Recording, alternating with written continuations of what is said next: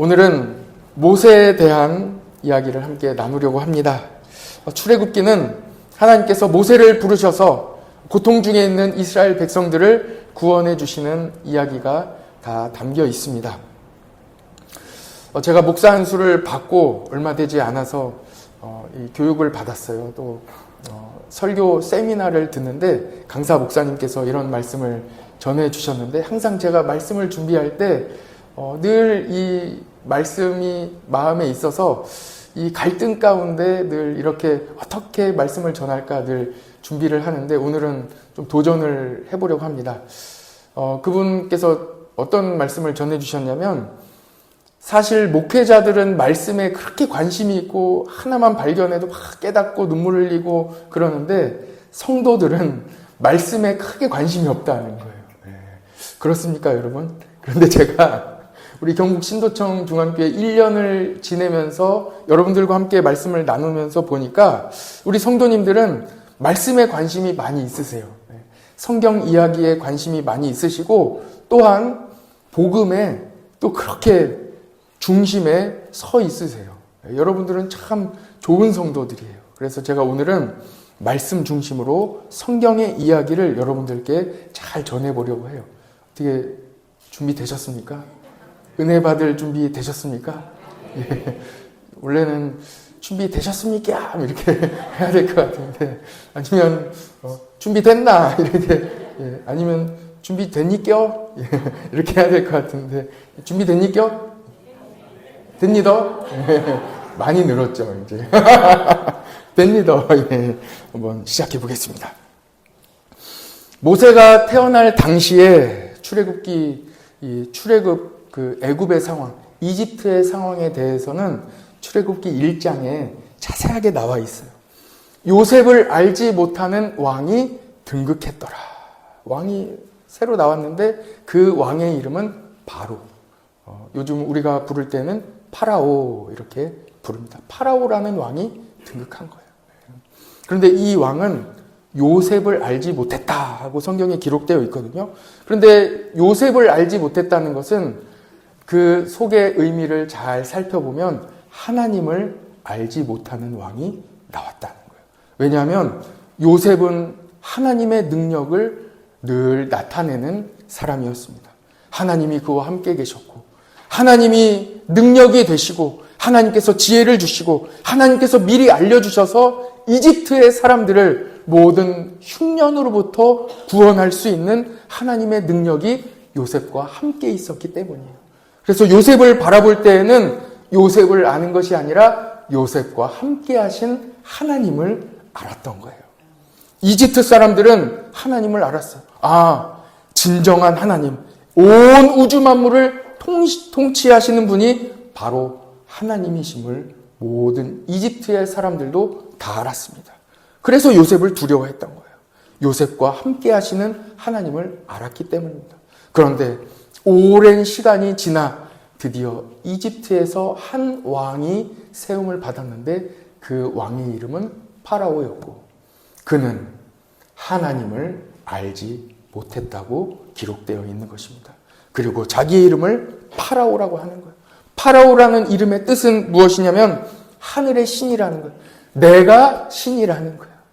자신 스스로 내가 왕인데 내가 바로 신이다 하고 나온 그 왕이 바로 파라오입니다. 태양신의 아들이라. 내가 바로 신이라는 거예요.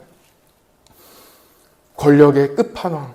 내가 이 세상에 나보다 위에 있는 존재는, 사람뿐만 아니라 나보다 위에 있는 존재는 하나도 없다. 그러므로 내가 신이다라고 이야기하고 나온 사람, 그리고 자신의 이름조차 파라오라고 명명했던 그 왕이 바로 파라오입니다.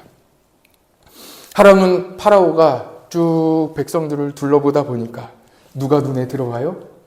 이스라엘 백성들이 눈에 들어오는 거예요. 그런데 그의 눈에 비친 이스라엘 백성들은 정말로 두려운 존재들이었습니다. 왜냐하면 자손이 번성하는데 그 번성하는 기울기가 너무나도 컸기 때문이에요. 자기 민족 이집트 사람들보다 훨씬 더, 한 해, 두 해 지나면 지날수록 이스라엘 사람들이 점점 더 많아지고 번성하고 복받는 것을 보고 두려움을 갖게 된 거예요. 아니, 이렇게 지나가다 보면 이집트, 우리 민족보다 이 이스라엘 사람들, 어디서 온지도 모르는 꿔다 놓은 보릿자루와 같은 이 이스라엘 사람들이 우리 민족을 다 잡아먹을 수도 있겠다 하는 두려움이 이 마음 가운데 생기게 된 거예요. 그래서 그 두려운 마음으로 몇 가지 민족 말살 정책을 시행하기 시작합니다. 그 정책에 대하여 출애굽기 전반부에 나오게 되는 거예요. 그래서 파라오는 첫 번째 억압 정책을 시행합니다. 이스라엘 민족을 억압하면 아주 힘든, 정말로 힘든 노동을 막 시키면 이스라엘 백성들이 이제 사그러들겠지. 포기하겠지. 이제 살고 싶지 않다고 이야기하겠지 하면서 억압 정책을 아주 강력하게 시행을 했습니다. 힘으로 누르면 위협당할 줄 알았어요. 그런데 어떻게 됩니까? 신비하게도 파라오가 이스라엘 민족을 억압하면 할수록 더 번성하는 거예요. 그들은 더 힘을 내는 거예요. 더 하나님께 부르짖는 거예요. 백성들을 억압할수록 이스라엘 백성들은 더 번성했습니다. 이에 대하여 출애굽기 1장 12절에 이렇게 말씀하고 있는 거예요. 그러나 학대를 받으면 받을수록 어떻게 했다고요? 더욱 번성하여 퍼져나갔다는 거예요. 애굽 사람 이스라엘 자손으로 말미암아 그들의 마음이 어떻게 했다고요? 근심하게 되는, 두렵고 떨리게 되는 거예요. 어려워요. 더 일을 심하게 시켰다는 것입니다. 어쨌든 괴롭혔다는 거예요. 흙 이기는 일, 벽돌 굽는 일, 농사하는 일, 힘들고 어려운 일들만 다 시켰어요. 점점 더 고된 노동의 강도를 점점 더 심하게, 더 많은 일거리를 해야만 할 수 있도록 강력하게 일을 시키고 또한 그들을 쉬지 못하도록 심하게 감독을 했습니다. 엄하게 시켰습니다. 엄하게 하면 할수록 그들이 기대했던 것은 못 해먹겠다, 더 이상 못 살겠다 하는 이런 이야기가 들려와야 되는데 아니요. 이스라엘 백성들은 잘 버티고 살아냈습니다. 왜냐하면 하나님께서 그들과 함께 하셨기 때문입니다. 이스라엘 백성들을 보고 있노라면 우리 성도들을 보고 있는 것 같습니다. 어떤 교인들은 직장에서 많은 일을 더 받습니다. 고된 일을 당합니다.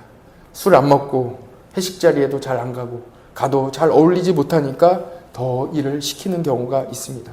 너는 술 안 먹으니까 일이라도 더 해라 하는 식으로 더 일을 맡기는 거예요. 하나 둘 일을 더 맡깁니다. 세상이 많이 좋아졌다고 하지만 직장 내에 은근한 어려움은 여전히 남아 있습니다. 은근히 일을 더 시킵니다.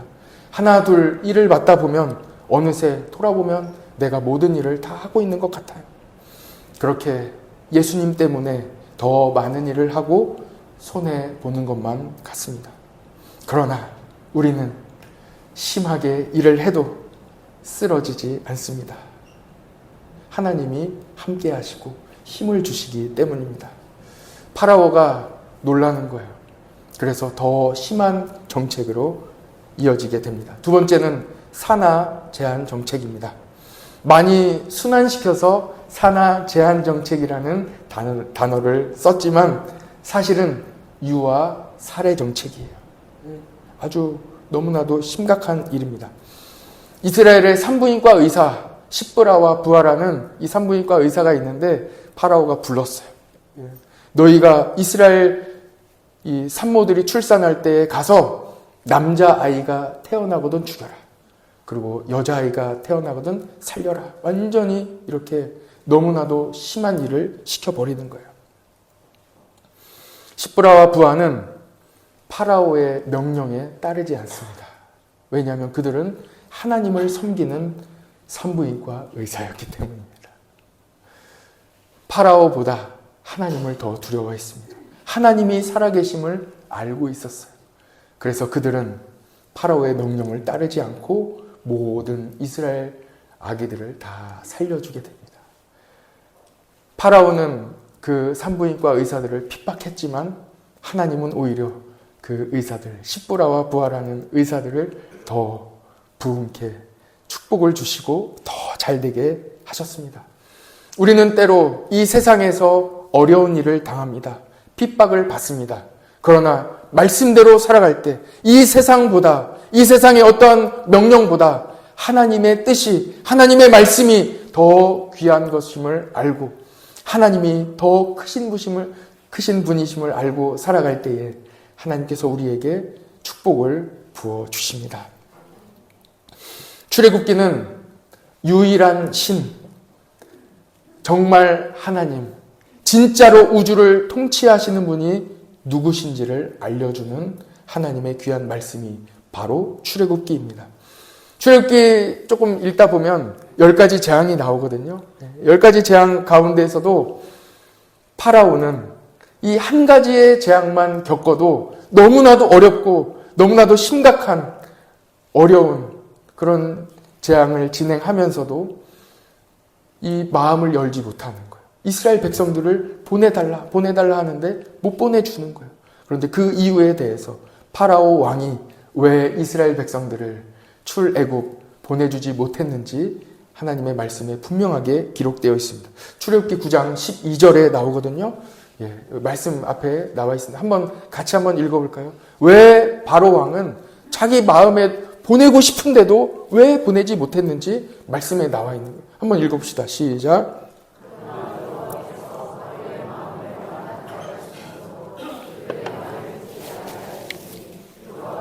모세에게 말씀하심과 같았더라.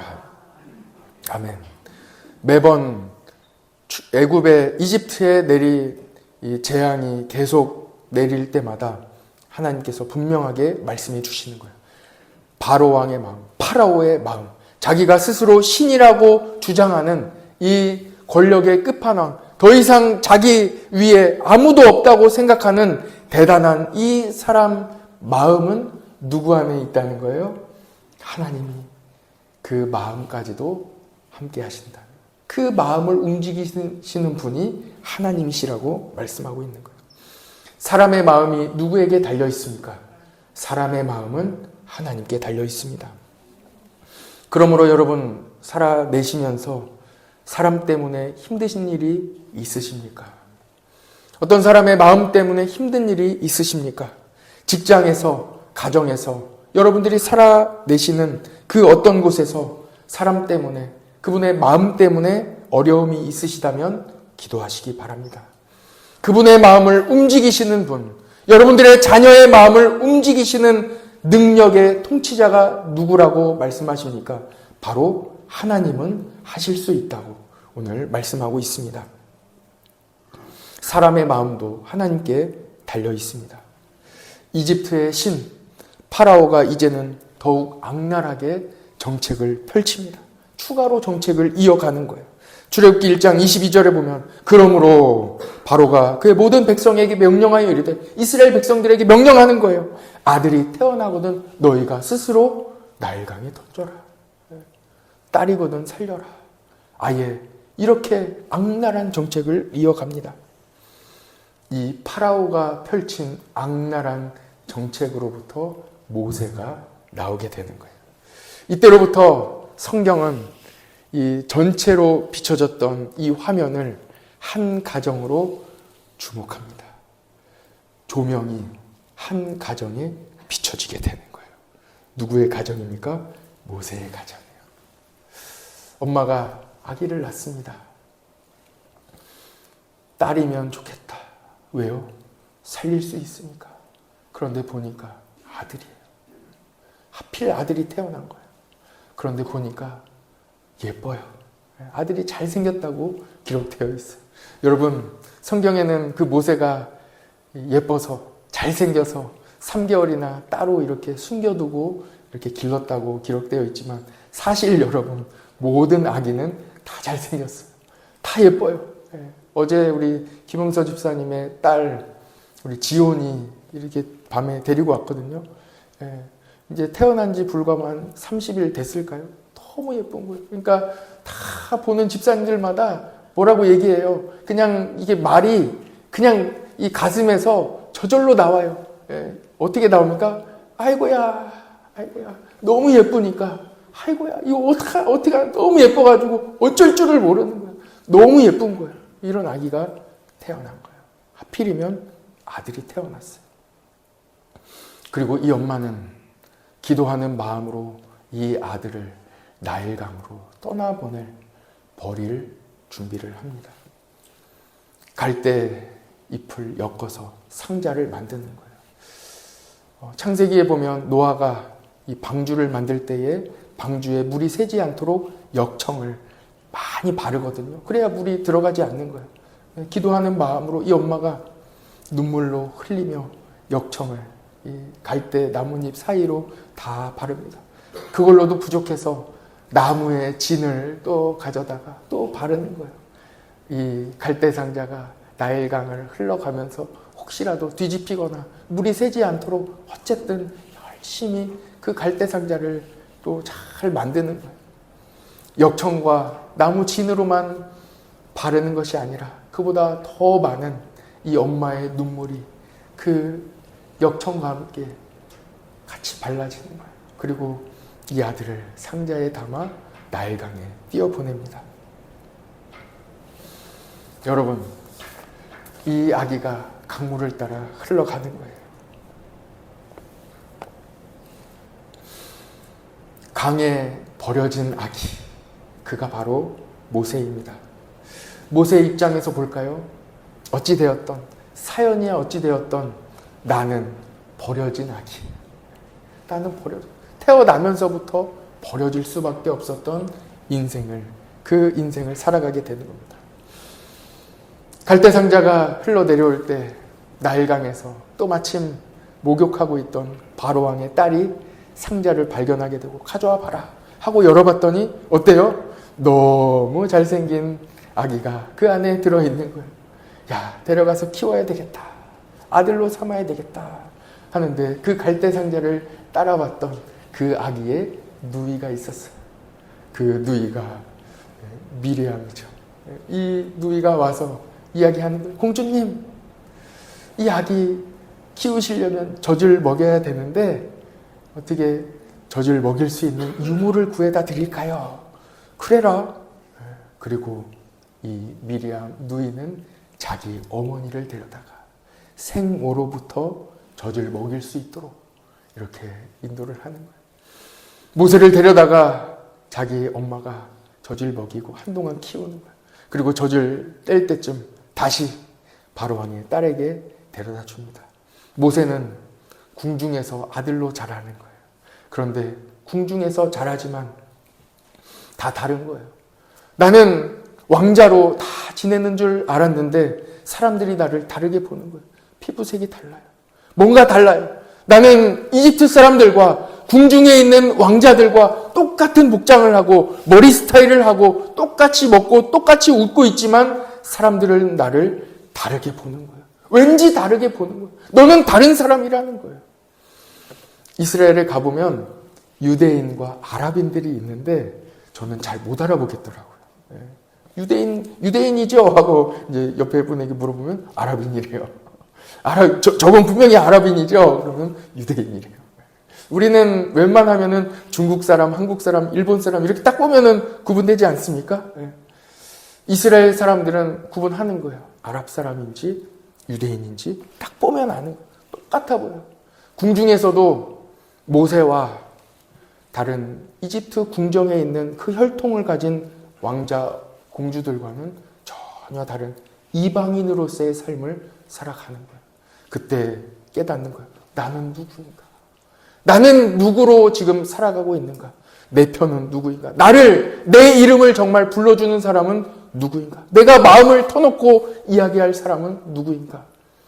엄마도 진짜 엄마가 아니고 이 세상 살아가지만 누구에게도 내 마음을 붙일 사람은 아무도 없는 거예요. 근데 그가 알게 되는 거예요. 아, 나는 이스라엘 히브리 민족이구나. 알게 되는 거예요. 그래서 시간이 날 때마다 멀리서 이스라엘 사람들을 바라다 보는 거예요. 저 중에 나의 집이 있겠지. 저 중에 나의 핏줄이 있겠지. 저 중에 나의 어머니가 있겠지. 아버지가 있겠지. 늘 바라보다가 하루는 마침 그때 이집트의 한 관리가 이스라엘 사람을 때리고 학대하는 장면을 보게 됩니다.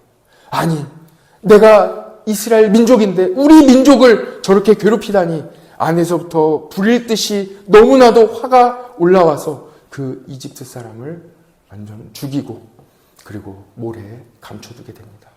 이 일로 인하여 모세는 그토록 믿었던 자기 민족, 이스라엘 민족으로부터도 버림을 받는 거예요.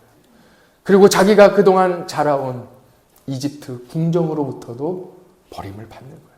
모든 민족과 자기의 집으로부터 다 버림을 받고 도망가는 신세가 됩니다. 미디안 땅으로 도망가는 거예요. 이방인입니다. 성도는 이 세상에서 이방인입니다. 세상 속에 살고 있지만 왠지 다른 거예요. 우리는 왠지 세상에, 직장에, 가정에 있지만 왠지 다른 사람으로 살아가고 있는 거예요. 왜 그렇습니까? 우리는 하나님의 자녀이기 때문입니다. 그래서 우리는 세상의 문화 가운데 살아갈 수 없는 이방인으로 살아갈 수밖에 없습니다. 외로워요.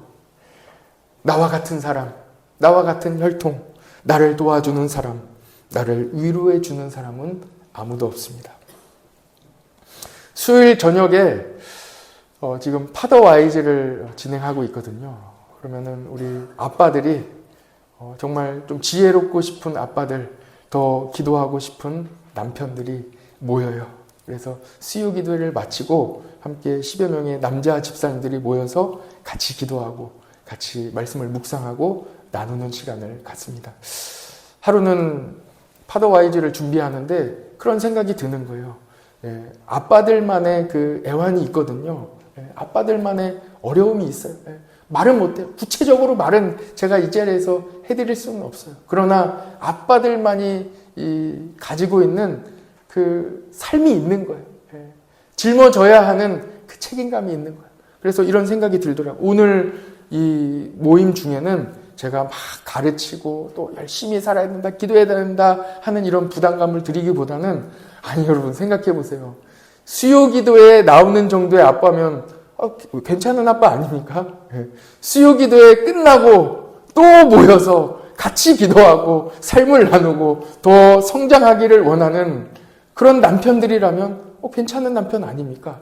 그래서 오늘은 위로해 드려야 되겠다 하고 이렇게 위로를 해드린 적이 있어요. 여러분들이 진짜 좋은 아빠 아니면 누가 좋은 아빠겠습니까? 여러분들이 최고의 남편 아니면 누가 최고의 남편 아니겠습니까? 하고 막 박수를 치고 하는 시간을 가졌더니 그분들 눈에서는 눈물이 글썽글썽 이렇게 하고 있어요. 우리끼리만 알고 있는 그런 게 있는 거예요.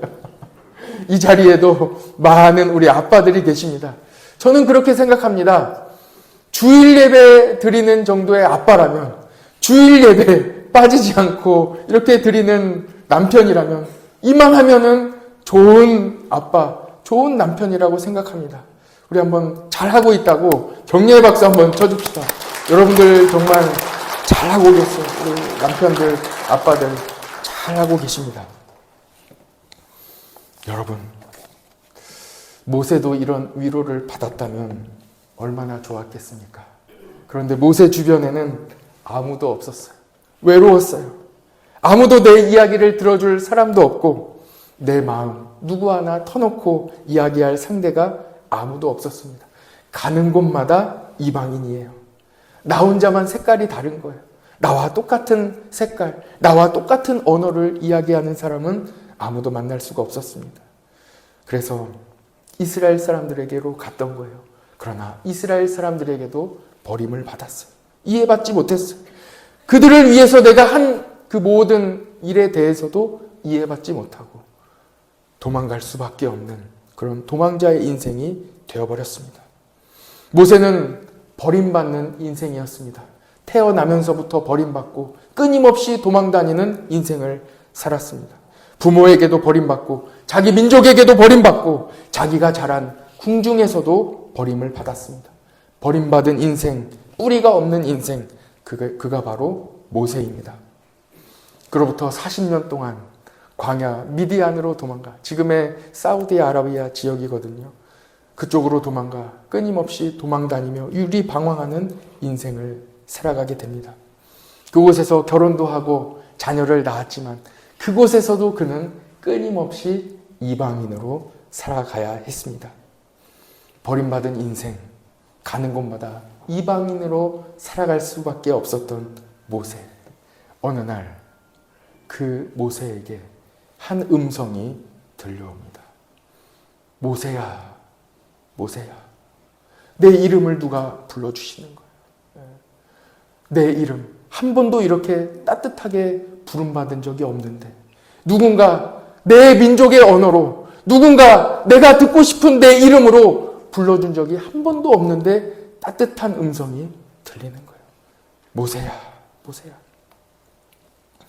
내가 선 곳은 거룩한 땅이니 거기서 신을 벗어라. 왜냐하면 그곳은 너가 예배할 땅이기 때문이다. 그동안 모세가 살아왔던 모든 땅은 저주받은 땅들이었어요. 어긋난 땅이었어요. 잘 안 되는 땅이었어요. 끊임없이 버림받는 땅이었고 끊임없이 도망가야 하는 저주받은 땅으로 살아갔습니다. 그러나 하나님의 부르심을 받은 이후로, 내 이름이 하나님께서 불러주신 그 이후로는 너가 서 있는 땅이 거룩한 땅이라는 말씀을 듣게 되는 거예요. 여러분, 여러분들이 서 계신 곳이, 여러분들이 다니시는 직장이, 여러분들이 살고 있는 여러분들의 가정이 거룩한 땅임을 믿으시기 바랍니다. 그곳이 거룩한 땅이 되는 거예요. 왜 그렇습니까? 그곳에서 여러분들이 예배드리기 때문입니다. 지금 현재 여러분들이 앉아 계신 이곳이 바로 거룩한 땅이에요. 우리의 존재 자체가 완전히 바뀌게 되는 거예요. 하나님께서 모세를 부르실 때에 가장 압도적인 장면은 바로 모세의 이름을 부르시는 장면이에요. 모세야, 모세야. 그동안 그 누구도 모세를 다정하게 불러주는 사람은 아무도 없었습니다. 사랑받지 못한 사람, 그 이름조차 알 수 없는 버림받은 사람, 도망 다닌 사람, 그 사람 모세의 이름을 하나님께서 불러주셨습니다. 그리고 이어서 감동적인 하나님의 음성이 들려집니다. 출애굽기 3장 12절이에요. 하나님이 이르시되 뭐라고요? 내가 반드시 너와 함께 있으리라 말씀해 주시는 거예요. 그동안 모세는 철저하게 혼자였습니다. 아무도 없었어요. 모든 사람에게 다 버림을 받았어요. 부모에게도 버림받고, 사랑하는 그동안 내가 믿었던 민족과 모든 사람, 내가 자라온 모든 친구와 누구로부터 다 버림받았어요. 그러나 이 순간, 하나님의 부르심을 받은 이 순간 하나님이 말씀해 주시는 거예요. 내가 너와 함께 있다. 그 이후로 하나님과 함께하는 인생이 되는 것입니다. 이 하나님의 음성은 모세의 물음으로부터 하나님의 응답이거든요. 모세가 하나님께 이렇게 여쭤보는 거예요. 하나님, 내가 누구이기에? 내가 누구이기에? 나는 누구입니까? 하나님이 대답해 주시는 거예요. 너는 내가 함께하는 사람이다. 네. 여러분들은 누구십니까? 여러분들의 존재를 어떻게 설명하시겠습니까? 나는 하나님이 함께하는 사람이다. 이렇게 답하시기를 바랍니다. 같이 한번 해볼까요? 나는 하나님이 함께하는 사람입니다. 여러분은 누구입니까? 누가 여러분에게 물어보신다면 나는 하나님이 함께하는 사람입니다. 이렇게 대답하시기 바랍니다. 이거 하나면 되지 않겠습니까, 여러분? 더 이상 무엇이 필요하겠습니까? 괴리라는 단어가 있어요. 괴리. 어그러져서, 먼저 어그러져. 그리고 점점 멀어지는 거예요. 무슨 일이든 잘 연합해서 잘 맞춰져서 잘 돼야 되는데 일단 어그러지기 시작하는 거예요. 그리고 떨어지기 시작해요. 잘 되는, 축복받는 일과 잘 되는 일로부터 점점 멀어지기 시작하는 상태를 괴리라고 합니다. 출애굽기 1장부터 읽어보면 이스라엘 백성으로부터 괴리된 모습을 발견하게 됩니다. 그들은 자손이 번성했지만 그들의 삶에는 억압과 고된 노동과 힘든 일들이 계속됐어요. 번성하지만 그들의 삶은 너무나도 그 축복된 삶과는 어그러져서 뭔가 잘 안 되는 인생이 계속되는 거예요. 모세의 인생에서도 괴리가 느껴지지 않으십니까? 왕자이지만 진짜 왕자는 아니에요. 뭔가 삶이 이상해요. 이스라엘 민족이지만 자기 민족으로부터 버림을 받는 거예요. 무언가 굉장히 그의 삶이 어그러져 있습니다. 잘못되어 있어요. 그러나 하나님께서 부르신 이후로 모세야, 모세야 하고 부르신 이후로는 모세의 삶이, 그가 서 있는 그 땅이 거룩한 땅으로 변화받게 되는 것입니다. 지금까지 그가 서 있는 곳은 괴리 자체였습니다. 어그러져 있었습니다. 태어났는데도 버림받아야 했고 갈대상자의 건짐을 받았으나 건진 사람이 진짜 엄마는 아니었습니다. 내 민족, 이스라엘 민족이 있다고 발견했지만 정작 내 민족으로부터도 버림받는 인생이었습니다. 지금도 미디안 땅에 서 있지만 그 땅에서도 이방인으로 살아갈 수밖에 없는, 무엇인가 내 뿌리를 내릴 수 없는 허전한 외로움 가운데 괴리된 삶을 살아가고 있었습니다. 그러나 모세를 불러주신 하나님의 부르심을 받은 이후로 완전히 그가 서 있는 곳은 거룩한 땅이 되는 것입니다. 모세야, 모세야, 내가 서 있는 곳은 거룩한 땅이니 내 신을 벗어라. 아니요, 하나님, 나는 지금까지 저주를 받고 지금까지 도망다니는 버림받은 삶이었는데, 아니다. 너가 서 있는 지금 이 땅이 예배 드리는 땅, 거룩한 땅이 될 것이다.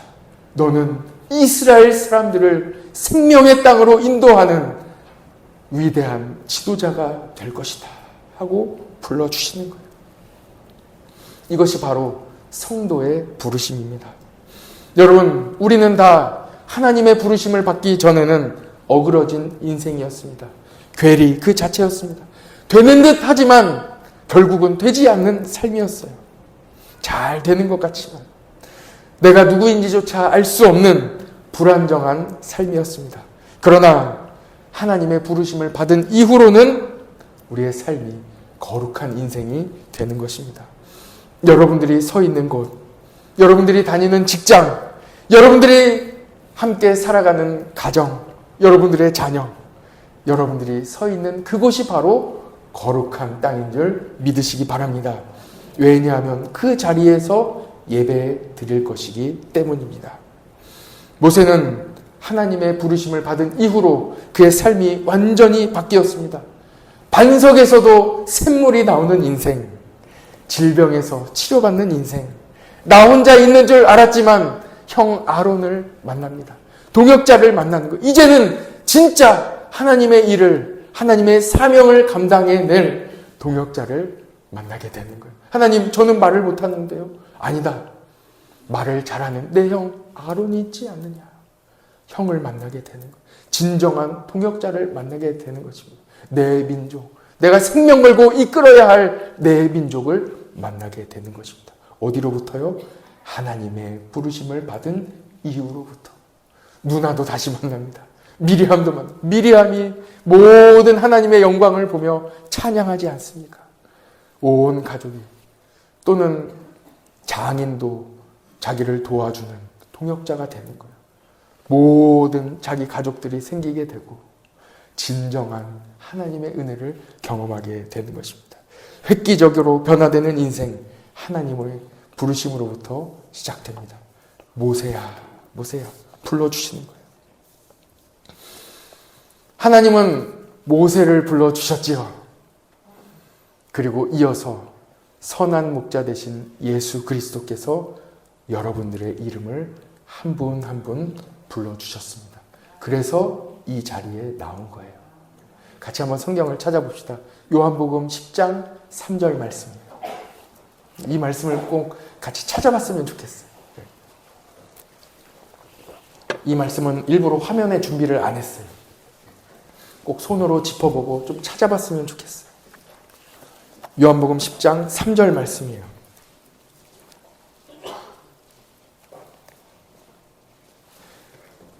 출애굽기 오늘의 이 출애굽기 3장의 말씀은 오늘 이 요한복음 10장 3절의 말씀을 말씀하고 있거든요. 같이 한번 읽어봅시다. 시작.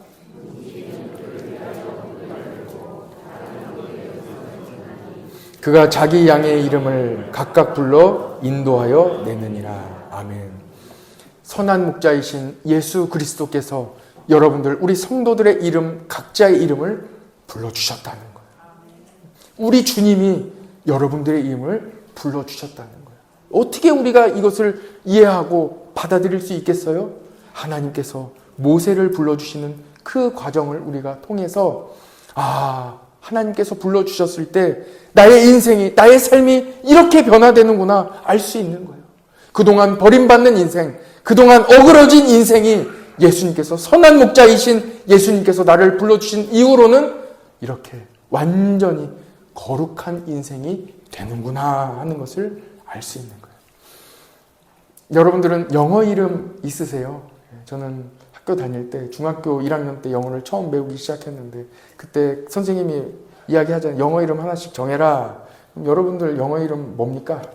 저는 그때 로저, R-O-G-E-R 해서 그 외국 발음으로는 라저 이렇게 읽는데 그때는 로저 이렇게 했어요. 그래서 로저라는 이름으로 한동안 이렇게 살아왔어요. 뭐 살아올 일도 없어요. 그 영어 시간에만 불리니까 짝꿍하고 뭐 이렇게 다이알로그 서로 그 빈칸 채우면서 하이 로저 이렇게 하면서 뭐 하이 피터 해가지고 이렇게 그때만 로저로 불렀지 제가 불릴 일은 없었어요. 그런데 나중에 외국에도 나가고 공항에도 가고 하면서 I am Roger 뭐 이렇게 하면서 이제 이름을 다 알렸단 말이에요. 선교지에서도 I am Roger 이렇게 이야기를 다 했어요. 그런데 제 이름이 라저가 아니라는 것을 그때 알게 되는 거예요. 한참을 멀리에서 라저 막 불렀는데 제가 대답을 안 한다는 거예요. 왜냐하면 제 이름이 라저가 아니기 때문에 그래요. 그래서 제가 영어 이름을 바꿨어요. 누가 불러도 어느 누가 전 세계 누가 불러도 제가 저 멀리서 불러도 대답할 수 있는 이름 묵으로 바꿨어요. 그래 어려서는 놀림 받았던 그 이름 묵으로 불리게 됐어요. 다음부터는 I am 묵. 외국인이 발음할 땐 또 멋있어요. 묵 이렇게 발음해요. 묵 아니에요. 묵 이렇게 발음해요. 묵 하고 멀리서 딱 발음하면 나 부르는구나 하고 이렇게 금방 돌아보고 대답할 수 있는 그 이름이에요. 여러분 하나님께서 모세의 이름을 불러주시는 거예요. 진짜 내 이름, 내가 불려질 이름. 멀리서도 누군가 모세야 하고 불렀을 때 난가? 하고 불려지는 그 이름을 하나님께서 불러주신 거예요. 모세야. 그리고 선한 목자이신 예수님께서 여러분, 진짜 여러분의 정체성을 가지고 있는 그 이름을 불러주시는 거예요. 여러분의 이름을 불러주셔서 지금 이 자리에 나와 있습니다. 부르심을 받은 이후로는 이제는 내 뿌리가 내려지는 거예요. 그때로부터는 모든 여러분들이 서 있는 곳마다 앞에 내라는 이름이 붙여지게 됩니다. 내 직장, 내 교회, 내 가정, 내 삶, 나의 하나님, 나의 예수님, 나의라는 수식어가 붙게 되는 거예요. 내 민족, 내 백성, 내 교회 이렇게 붙여지게 되는 거예요. 여러분, 나의 하나님입니다. 부르심을 받은 여러분, 우리 모든 성도들의 나의 하나님으로 주님을 고백하시기를 바랍니다. 그 이후로부터 부르심에 대한 응답으로부터 여러분의 직장에서 하는 일이 내 일이 되는 거예요. 여러분들이 앉아 계신 이 자리가 거룩한 땅, 내 교회가 됩니다. 하나님을 예배하는 곳이기 때문입니다. 여러분들이 섬기는 그 많은 봉사의 자리가 내 봉사가 되는 거예요. 내 자리가 되는 거예요. 예수님이 하나님과 우리를 화목하게 하심으로 하나님을 나의 하나님으로 만들어 주셨습니다. 나의 하나님이에요. 이 모든 부르심의 시작이 예수 그리스도로부터 시작됩니다. 모세는 하나님의 부르심 이 한마디에 완전히 새 삶이 시작되었습니다. 모세야, 모세야. 이 부르심으로부터 완전히 새 삶이 시작되었듯이 우리 모든 성도들의 삶에는 예수 그리스도, 우리 주님으로부터 새 인생이 시작되는 거예요. 이것을 성경에서는 산소망이라고 말씀합니다. 그래서 예수님께서 우리의 산소망이 되십니다. 같이 한번 해봅시다. 예수님께서 우리의 산소망이 되십니다.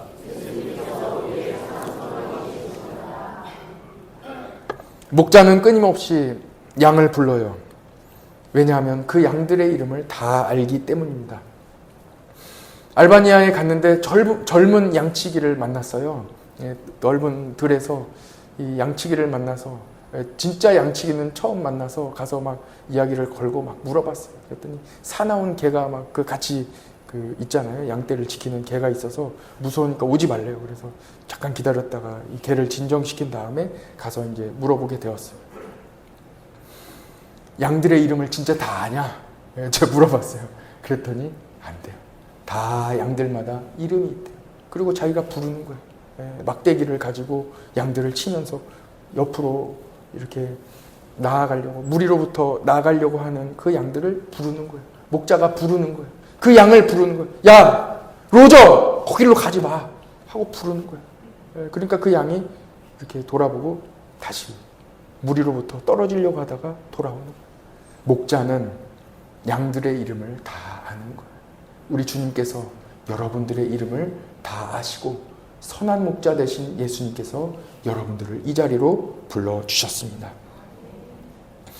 히브리서 3장 1절의 말씀입니다. 그러므로 함께 하늘의 부르심을 받은 거룩한 형제들아. 성경에는 수많은 곳에서 우리 성도들을 향하여 이렇게 말씀하는 거예요. 여러분들의 정체성에 대하여. 여러분들은 주님, 제가 누구이기에, 나는 누구입니까? 라고 이렇게 하나님께 여쭈어 볼 때마다 우리 하나님께서 수많은 곳에서 말씀하고 계신 거예요. 너는 부름받은 사람이야. 내가 너를 불러줬어. 그리고 내가 함께하는 사람이야.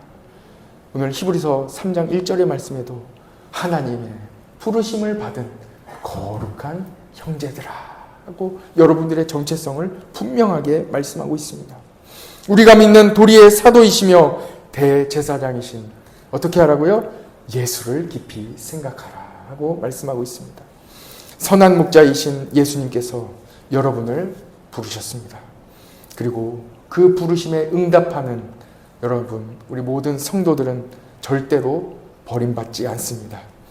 우리 주님께서 세상 끝날까지 여러분과 함께 하십니다. 같이 기도하겠습니다.